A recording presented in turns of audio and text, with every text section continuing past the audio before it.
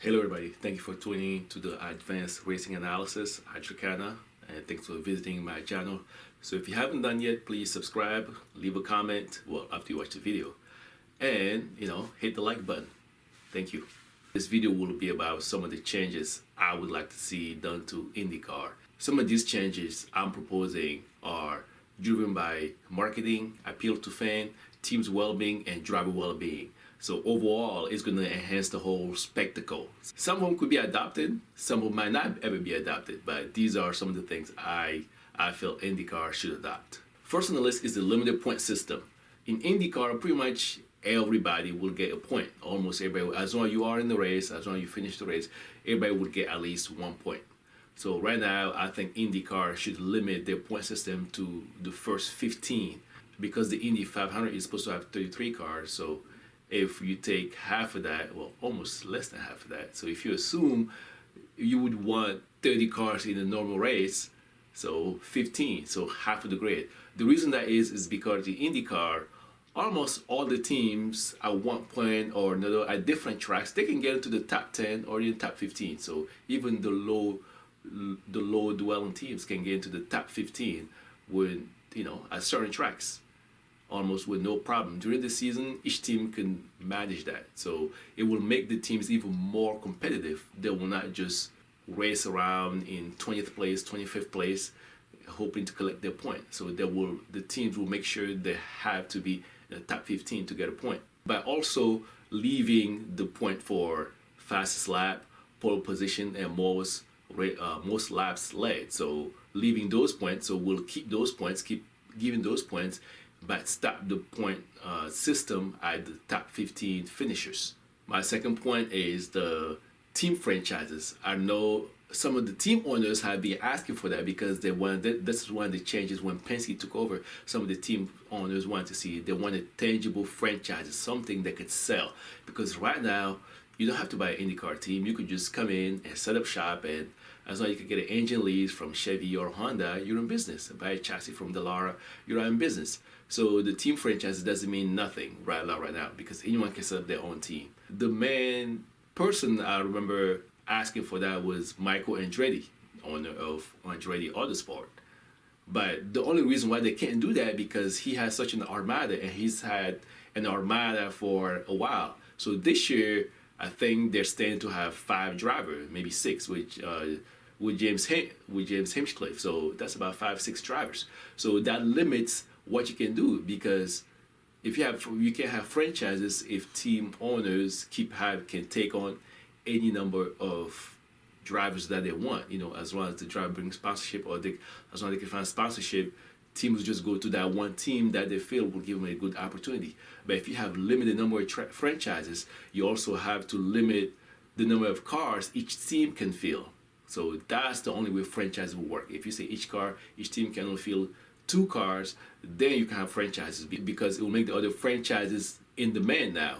Now, if any driver who wants can go to Andretti Autosport, or if Penske was willing to take on more cars, Ganassi was willing to take on more cars, it makes the other team worthless. But if you limited the number of franchises, the number of team per cars, then it will make other franchises more valuable because when this team is booked, they have the 2 drivers they want. You have no choice but to go to other teams. And that will bring up the value of the other team. So that's what IndyCar had to do. So maybe in limited cases, they could allow a team to run a wild card at 3 chosen races. Maybe 5 races where they could run a wild card entry. Once you have tangible franchises, you could bring back team championships. So that way the team can earn a championship because right now all they have is a driver championship, and each driver is considered a team by himself. IndyCar also needs to make tracks for IndyCars. IndyCars have similar speeds, especially at the beginning of races. So when they have those tight kinks, those hairpin turns at the beginning of races, it only leaves room for disaster. That's it. IndyCar doesn't need that. IndyCar needs wide open tracks. Let's say like Coda. Coda is a good track for IndyCar, and I would say Watkins Glen is a good track for IndyCar. But the only thing I don't feel at Watkins Glen is a bus stop. So that bus stop at Watkins Glen is not good for IndyCar. They need to make it needs to be wider for IndyCar, or maybe make the radius bigger, make a bigger radius. A big problem right now why IndyCar is losing fans is that drivers are kept there too long. This doesn't seem to be any competitiveness for rides. So some drivers are in cars and no one expects them to maximize the potential of the car. But IndyCar needs to find a way to bring in new drivers, younger drivers. No disrespect to Tony Kanaan, he used to be one of my favorite drivers, but personally I think he is past his time. And he's a former Indy 500 winner, former champion in 2004. That's what keeping him in IndyCar, and I believe it's attracting sponsors, but IndyCar needs to find drivers, younger drivers to populate the series. That will attract more fans, more younger fans. This possibly might not ever happen, but I feel this is the only way to bring in more fresh faces to the series. Right now, the Indylights champion only gets 3 races, which includes the Indy 500. So pretty much they get the Indy 500 and 2 other races of their choosing to come to IndyCar.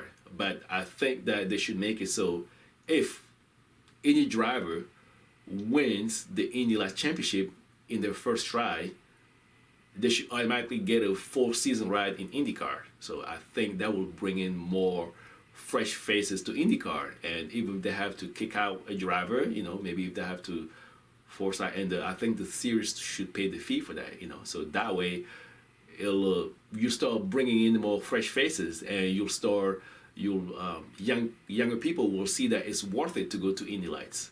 IndyCar needs to find a way to have the drivers appear in the general sports atmosphere. That means having drivers participate in different things, in regular stuff, because IndyCar drivers, you almost only see them in IndyCar. The only time you see an IndyCar driver anywhere else is because they won the Indy 500, or the previous Indy 500 winner is making a publicity run, a publicity stunt to market the next Indy 500. That's it. But what happened to them going, to pitch the first pitch at the baseball game, doing the first tip-off at the basketball game? What happened to that? And Joseph Newgarden, this guy could be so much. He could do so much more. He could do, but we don't hear nothing about IndyCar drivers unless it's about IndyCar. So they need to market them more. And Joseph Newgarden, IndyCar has this golden opportunity to market him, but you don't see him nowhere else. Currently, the Indy 500 champion goes to the White House to meet the president. But in other sports, the champion or the championship team goes to the White House to meet the president. Not IndyCar. The champion does not go to the champion does not go to the White House. Joseph Newgarden didn't get to go to the White House. It was Simon Pagenaud, the Indy 500 winner, who went to the White House to meet the president. So I believe IndyCar needs to change that. The champion should get to go to the White House. Or if they want, the champion and the Indy 500 winner should get to go to the White House to meet the president. So that's a big publicity, pretty much that's a big, almost free publicity stunt that IndyCar is missing out on. I also think IndyCar should have an Indy 500 podium that would build more stars. It's like only that winner gets all the glory and nothing else matters. But they're missing out on the chance to have more stars, because every person on the podium could potentially become a star that people could start following. They're missing out on building up more stars, people that are recognizable. So the Indy 500 winner becomes the big star, and everybody wants to be that guy. But you have to lift all the other competitors to build more stars for your league, more recognizable names for for the series. In the past decade, so from 2010 to 2019, IndyCar has had the most deaths of any major sports racing in the US. IMSA had no deaths in the past decade. NASCAR had 0 deaths in the past decade. IndyCar had 2 deaths.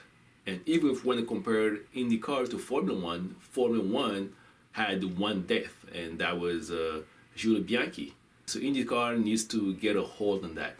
Having the halo helps, but they should have had it a while ago, even before Formula One. So one thing I think IndyCar needs to do is have a safety commission to study having no deaths in this decade, possibly if they could. And they keep talking about, setting records on oval. I think that's the wrong way to go. They should reduce the speed on ovals, because IndyCar, when the Indy 500 started, you could look at the first Indy cars. They looked like Le Mans cars. So you can see the first. So they were not meant to go this fast on such a big oval. They were not meant to go this fast. So modern technology has allowed them to go this fast, but I think they should reduce the speed on oval, especially as super speedways like the Indianapolis. Even though IndyCar has like two deaths, they have also several near misses. You have, I can think of Sebastian Bourdais, James Hinchcliffe, and a few other drivers, Robert Wickens. So you can think of all those drivers. Those are very near misses. And the only thing is that the American public has plenty of options to watch sports. So watching a sports that brings near-death experiences does not appeal to the American public. So people want a safer sport where they can watch it knowing full well that the participants are safe. So people don't want to be rooting for a sport knowing that one of their favorite drivers can possibly die, that an accident can possibly kill their favorite driver. So NASCAR had ovals, but NASCAR is a lot safer than IndyCar. The NASCAR, it's a cocoon for the driver. So you have a roof and you are well protected. So NASCAR can have those crashes and the driver is safe. It's still dangerous, but IndyCar is a lot more dangerous. Also, more international races. IndyCar needs to have more international races. They need to. Right now, they are having double headers at some tracks, just like Detroit. And like I said, Detroit got canceled, like I predicted in my other video. Detroit got canceled, but it was foreseeable. And yeah, I think they need to have more international races and build up the drivers more. They need to market the drivers a lot more. So that's one thing IndyCar needs to do. So once they market the drivers a lot more, then other countries will be willing to have IndyCars, because then IndyCar would be a lot more appealing. They could recoup their investment. So thank you for watching. Let me know if there are any changes you would like to see, and please subscribe and like this video.